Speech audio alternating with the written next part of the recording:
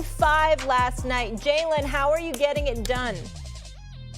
I mean, I'm just being myself. I mean, just being aggressive, trying to make plays for myself and teammates, engaging multiple people, trying to create a problem. I mean, the mentality stays the same whether he's on the floor or not, and he's a great player. I mean, my mentality has to stay the same every time. Tried, to go out there and take both. Didn't happen. I'm not going to overreact, and we're going to go home and we got to take care of business. Simple as that. They're going to try and split, just like we did here. At the end of the day, we're happy we took a game and go back and take care of business. All right, Stephen A. As the series shifts to Utah, what's at stake for Donovan Mitchell and the Jazz? If the Utah Jazz don't win this series, they need to reload. They need to just break it up. But I want to go a step further, JJ, because I got something on my mind. And put JJ up on the screen because I want to see him when I'm saying this, guys. JJ, I got to confess to you. Even though I can sit up there and be emotional and all that stuff, it's all good. It's all a good time just doing television, whatever. I got to confess to you, man, I can't stand the damn Utah Jazz. They make me sick. And I got to say this. And I ain't talking. Now, let me put some exceptions here. I love the new owner and his wife and the wonderful things, this wonderful feature we ran on ESPN with Mark Spears and whatever, and the scholarship thing. I mean, that's just a beautiful, beautiful thing. And I love where their heart is, and I love what they're doing as an organization in that regard. I love the fact that my brother D. Wade is a part of that ownership group. And I love me some Donovan Mitchell. I mean, this brother is special. I can't stand anything else about it. I love the city. The city's nice. People are great. The scenic is beautiful. I can't stand this team. Why? Because they always wet the bed. They make me sick. I mean, they really do. Now, listen, let's put this in its proper perspective. So Luka Doncic is out. Luka Doncic. We got that. So you got good players on Dallas. Dorian Finney-Smith and obviously Jalen Brunson and, all of that. But Doncic is out. Tim Hardaway Jr. is out. It's a playoff game. And Jalen Brunson drops 41. He's a good player. I like him a lot. I used to cover his father, by the way, JJ, at Temple. Rick Brunson. I covered Rick Brunson, my brother. Good people, man. And I doubted his son a little bit when he's at Villanova, and he showed me something. I'm a fan of Jalen Brunson. But 41 points? This is what Utah does. This is what they do. Every single time you expect something from them, they let you down. And last night was no reason. First of all, Quinn Snyder, you're a hell of a coach, man. Have you not figured? I mean, a hell of a coach. You know that, JJ, better than me. How does it? Stevie Wonder could see Rudy Gobert should not be playing in the city. He just can't cover anybody. Because, you got perimeter shooters. He can't get out on them, man. Why is he out there? Same problem last year when you were going up against the Clippers. The styles make fights.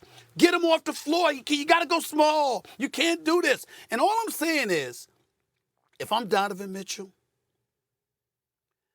if I lose this series, man, I take my jersey, I walk out, and I throw that damn thing in the trash. I don't even fly home with the team. I fly commercial or private jet. I just get the hell out of there. Just get me the hell out of this town. I'm sick of Utah. I really am sick of it. They get on my damn nerves. That's what I wanted to say, JJ. I'm sorry. It was on my mind every single time. You believe in Utah, they let you down. They just let you down. It's who they are. Go ahead, man. No, to answer the original question, I think it's obvious that if they lose this first-round series, major changes are coming. And I'm going to give my little rant here, but I want to follow up. So hold on to this thought. Sure. If they do make major changes, is that Gobert going? Yes. Or is it Donovan going? So it's Gobert. Yeah. So having Rudy Gobert on the floor, and I hope I get this phrase correctly and I'm using it in the right context, but is a little bit of a catch-22. And so what we've seen in the playoffs is that teams will go small because either he's not able to punish switches and against smaller players, or Utah is unwilling to give him the ball. Not saying one or the other. So they spread him out. They put whoever he's guarding in the corner, and then they just break down the defense. Gobert has no choice but to go and protect the rim, like his instincts tell him. Quick swing pass to the corner, 3, or a swing for a slot 3. We've seen this time and time again. Now, you're saying take him off the court. Here's the problem with that. Utah has no one that can guard on the ball. Royce O'Neal is probably their best perimeter defender, and he's done a fine job historically. But outside of that, they don't have anybody that can contain the dribble. And so when you're playing against a team like Dallas, who has Jalen Brunson, who has Spencer Dinwiddie, who can continuously break down defenses, what choice do you have but to leave him on the floor?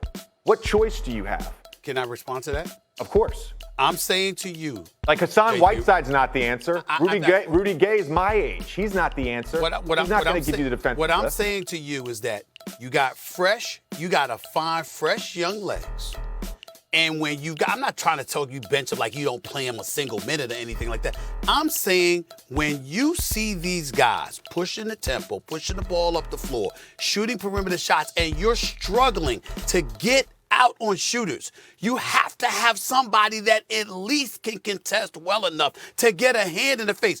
Rudy Gobert isn't in the vicinity, and in fairness to him, how can we expect him to be? We know he's about 7 feet, 7'1", but damn it, he's a true big man. To ask him to go out on the perimeter, to contest perimeter shots, is a bit too much for somebody who is not as sleek of foot as he is. That's the reality of the situation, JJ Redick. You know that. You've got to be able to have some able bodies that are just mobile. They can move and give some level of resistance on the threes. And if you have to give up something in the interior, you do that, but at least you stay in the game. You match tempo, and you're able to make things happen in that regard. I'm not trying to knock. I'm not trying to act like they've got dudes on their bench that you could just insert in there and they're going to make it happen. That's the problem. They don't have the perimeter personnel. But if you have somebody that's such a flagrant liability, you got to try something. You got to try something, But JJ. here's the point. Who is the liability? What do you mean, who's the liability? Is it I the just told you perimeter the liability defense, was. or is it Gobert? No. Because Gobert has cleaned up a lot of the mess of their perimeter defense. He's done that over and over. He's been one of the best defensive players in NBA history. Okay. That's a fact, Steve. That is a fact. Hold on. So during the is regular he the season, liability? During the regular season, I'm not questioning that during the playoffs. You trying to tell me that's true? Listen, I'll defer to you, JJ. I'll defer to you. I'm telling you what I saw covering Utah last year and what I see thus far. I see I'm just saying the dude is big and a bit slow to get out on shooters. You move the basketball adroitly enough. Guess what? You're going to get open perimeter shots with Gobert on the floor defending against you because he can't get out. They got to overcompensate, and as a result, Dallas had a lot of open shots last night. I'm lying about that? I'm making this up? No, I think they made 17 uncontested threes, something crazy like that. Look, it goes back to what I said at the beginning. It was 17. Gobert or Donovan. If you do have to decide to rebuild, I said this to you a couple months ago. Okay. The Utah Jazz have felt stale this entire season. You did say that. They have felt You stale. did say that. That's the word I would use to say that. describe them.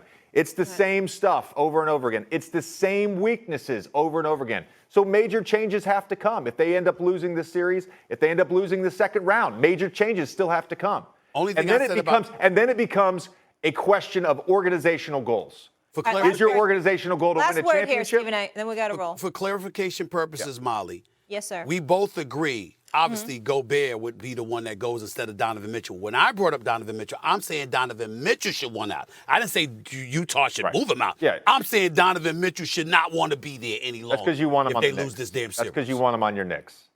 That is true. I don't think it's going to happen, but I'll be damned if I lie about that. I'll take anything. If the Knicks need everything.